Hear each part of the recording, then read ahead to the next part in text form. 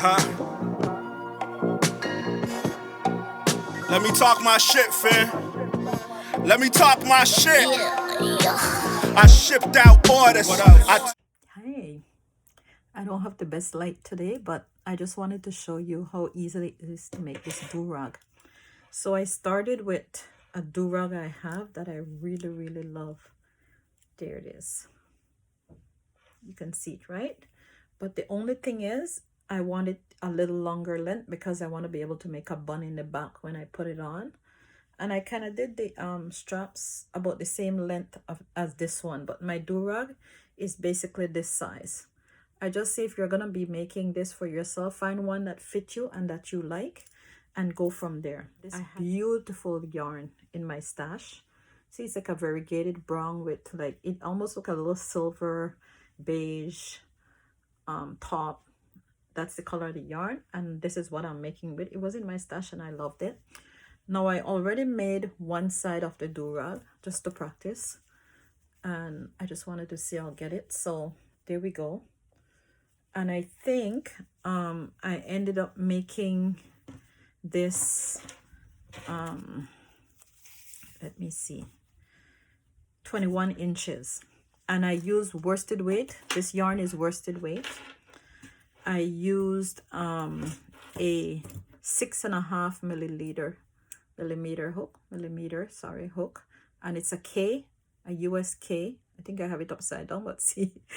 And then I had a scissors on hand, made sure I had my tape measure on hand, because you don't want to make it just willy-nilly from any pattern you see or anything you see on YouTube and there's no measurements to it, because not everybody head is the same size. So that's why I love wearing durag, but that's why I just went with one that I had that I like how it fit, right? As I said, I went longer, but you could make it that exact length. This is like a short one, not a long one, and I didn't want it extra long. I see people have it way down half of their back. Mine kind of fit me a little lower than my shoulder. Okay, so let's get started. So I started by doing 80 chains. Let's go with that. 1, 2, 3, 4, 5, 6, 7, 8, 9, 10, and we'll meet up when we've done 80. Okay, so I have my 80 chains. See, that's how long it is. Don't know if you can see the whole thing, but it's pretty long. That's half. 40 and 40, that's 80. And then I turn and I count 1, 2, 3, 4, 5 back, and in the fifth one I do a double crochet. Then I chain one, I skip one chain and do a double crochet. In the next one, chain one, skip a double crochet and do a double crochet in the next chain. And I do this right up till I get to the end. Chain one, skip one, do a double crochet. So let's follow this until we get to the end and we'll meet back up here. When I got to the end of the first pattern round, see, I finish here. I turned and I did 4 chains, 1, 2, 3, 4, and I skipped the first chain, and in the first double crochet I made another double crochet. This is an open work mesh stitch. I chain one and I go in the next double crochet, so I'm skipping the 1 chains, chaining one and working in the next double crochet right the way across to the end. And I do this row, I do these rows until I have 12 rows in total. See, you can see here, see 1, 2, 3, 4, 5, 6, 7, 8, 9, 10, 11, 12. So once you count it, every hole going up is a row. So until I have 12. And when we have 12 finished, I'm gonna come back and show you how to do this strap.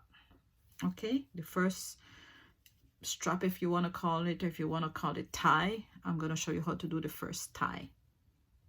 So come on back.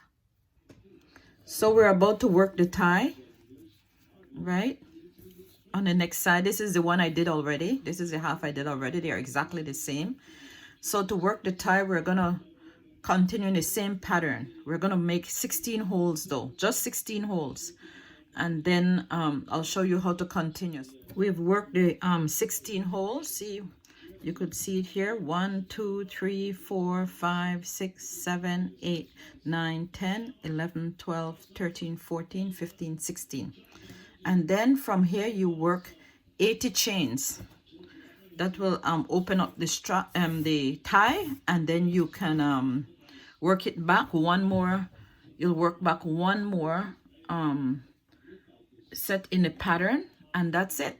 And then we'll come back and join it. Okay, so now it's 80 chains. 1 2 3 4 5. Let's continue. 71 72 73 74 75 76 77 78 79 80. And then we work 4 1 2 3 4 extra, and then you work in that 4th chain. You work your first double crochet, then you do 1 chain, and then you skip 1 chain and you work another double crochet. You do 1 chain, you skip 1, see, then you do another double crochet in the next one, 1 chain, skip 1, double crochet in the other one, and you do that right until you get to the top. We're getting to the top of the next tie.